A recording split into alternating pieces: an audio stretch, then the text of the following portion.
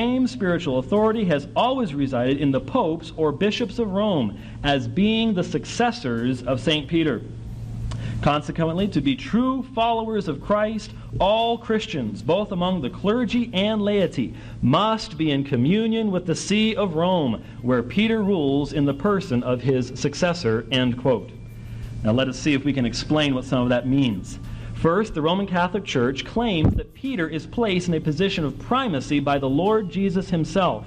This primacy is one of honor, jurisdiction, and rulership. Number two, this primacy given to Peter is presented according to dogmatic teachings of the Church of Rome in Matthew 16, verses 18 through 19, and in John 21, verses 15 through 17. According to Roman teaching, Peter is the rock of Matthew 16, that Christ, in conferring a primacy on Peter, intends this to be understood to apply to Peter's successors as well, and that hence Christ is in this passage instituting the office of the Pope for the Christian Church. Rome further teaches that when Christ spoke to Peter and said, "Feed my sheep," he was, by so doing, setting Peter apart as the pastor of all Christians in a way different from all the other apostles. Thirdly, Peter is said to have been the Bishop of Rome in the Roman position. And number four, because of this, his supposed primacy is passed on to his successors, the bishops of Rome. And finally, this viewpoint has supposedly been the ancient and constant faith of the Christian Church. Supposedly the Church has always believed this to be true. Anyone who would express a different perspective is holding to perverse opinions and are, in fact, anathema. Therefore, I believe that it is incumbent upon the defender of Roman Catholic teaching to demonstrate the following. Number one, Jesus is without question speaking to Peter in Matthew 16, and is in so doing identifying him as the rock upon which the church is built. Number two, that the words the Lord Jesus speaks establish Peter as the prince of the apostles, the very first pope, the head of the Christian church. Number three, that these words of Jesus necessarily indicate the creation of an office of pope, replete with successors and associated powers. And number four, finally, that the Christian church has always held this to be her constant and unchanging faith. We must note that my opponent cannot merely demonstrate that the Roman position is probably true, or that it is likely to be true, but that it is true beyond question. Rome claims absolute authority in spiritual matters over all believers in Jesus Christ. She claims infallible teaching authority. The papacy is not an issue upon which one can be neutral. Pope Boniface made this quite clear in the papal bull Unum Sanctum, promulgated November 18, 1302, quote, "Consequently, we declare, state, define, and pronounce that it is altogether necessary to salvation for every human creature to be subject to the Roman pontiff," end quote. Now, given the large amount of information that must be examined on this very important issue, we have divided the topic up into two debates, limiting ourselves this evening to the New Testament evidence regarding the Roman Catholic teaching about Peter and the papacy. Now, we first note that the position that the papacy was in fact founded directly by Jesus Christ, in the sense that it was functioning from the days of Peter onward, is not held by all who call themselves Roman Catholics today. While this is certainly the position that has been held historically by Rome, modern apologists have realized that there are deep problems with this perspective.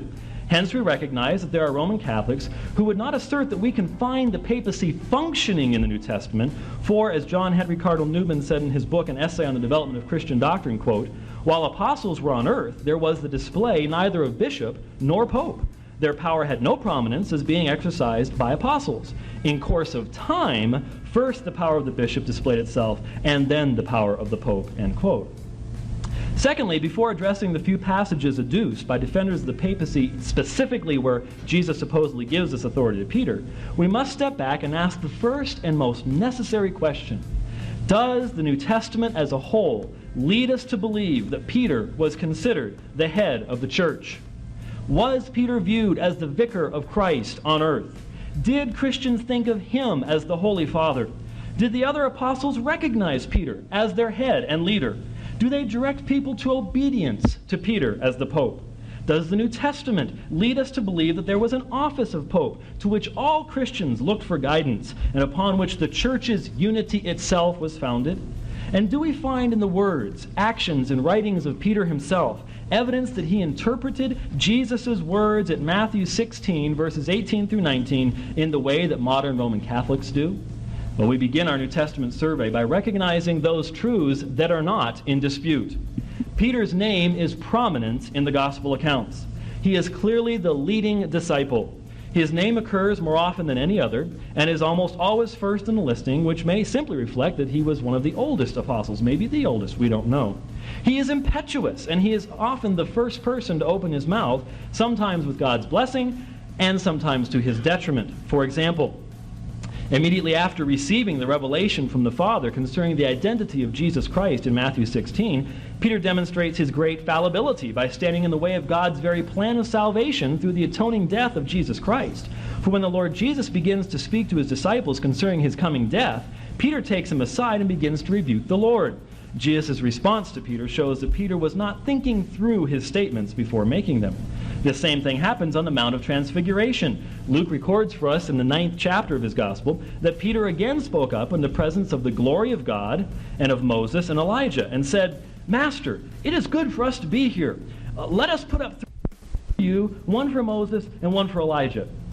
Luke is kind to report for us at this point, quote, "He did not know what he was saying," end quote. If speaking up in the presence of Moses, Elijah, the transfigured Christ, and the glory of the Father, without knowing what you are saying is not indicative of impetuosity, I don't know what is. And so no one disputes that Peter takes a prominent role in the gospel accounts. However, to leap from prominence to primacy is wholly unwarranted on 2 very important accounts. First, the Gospels themselves deny that any of the apostles were in a position of primacy. And secondly, the rest of the New Testament shows that Peter did not actually end up taking any supposed position of primacy. Now, in support of the first point, I call our attention to Luke chapter 22, verses 24 through 30. In this passage, we are told that even as the disciple band walked toward the Garden of Gethsemane on the night of Christ's betrayal, the disciples got into an argument about who among them would be considered the greatest. One might note in passing that this comes right on the heels of the establishment of the Lord's Supper. Might the argument have arisen because John, the disciple whom Jesus loved, had been leaning on the Lord's breast immediately prior to this? Indeed, if the course of history had been different, and political and geographical factors had turned out to favor a church established by the Apostle John, rather than one claiming Peter as its founder, we might this evening be debating if the fact that only John is described as a disciple whom Jesus loved does not, in fact, establish Johannine primacy rather than Petrine primacy. Be that as it may, it does not seem then, in the light of the recurring arguments about who would be the greatest, that the disciples understood the words of Matthew 16 to establish Peter as the foundation of the church, the first pope, the vicar of Christ on earth, for